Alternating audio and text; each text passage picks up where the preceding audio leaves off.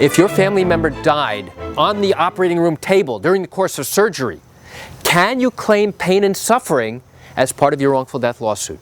You want to know the answer? Come join me for a moment as I share with you some terrific information. Hi, I'm Gerry Oginski. I'm a New York medical malpractice and personal injury attorney practicing law in the state of New York. In all likelihood, it's going to be very difficult, if not impossible, to show that there was a conscious level of pain and suffering that this person was aware of immediately prior to their death. That's one of the key components of pain and suffering. We have to be able to show that we are more likely right than wrong, that this person who is about to die had some conscious level of awareness of what horrible things were awaiting them. And if we can't show that, then likely we're not going to be able to bring a claim for pain and suffering. And that can happen when the person is having surgery, they're under anesthesia, for all intents and purposes they're asleep, they can't feel or hear anything.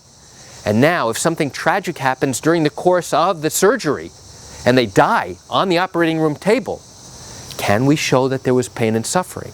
In all likelihood, it's going to be very difficult, if not impossible, to do that. You know, this is very reminiscent of the Joan Rivers matter. She underwent an endoscopy where she had light sedation, and for all intents and purposes, she was asleep and not aware of what was going on.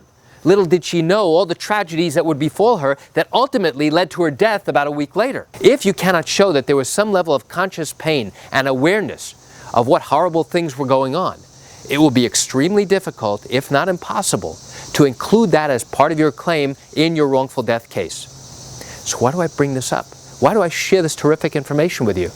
I share it with you just to give you an insight and an understanding into what goes on in these wrongful death cases here in New York. You know, I realize you're watching this because you likely have questions or concerns about your own particular matter. Well, if you have questions that need answers, what I invite you to do is pick up the phone and call me. I can answer your legal questions.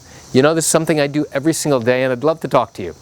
You can reach me at 516-487-8207 or by email at Gerry, Gerry, at oginski-law.com. That's it for today's video. I'm Gerry Oginski. Have a wonderful day.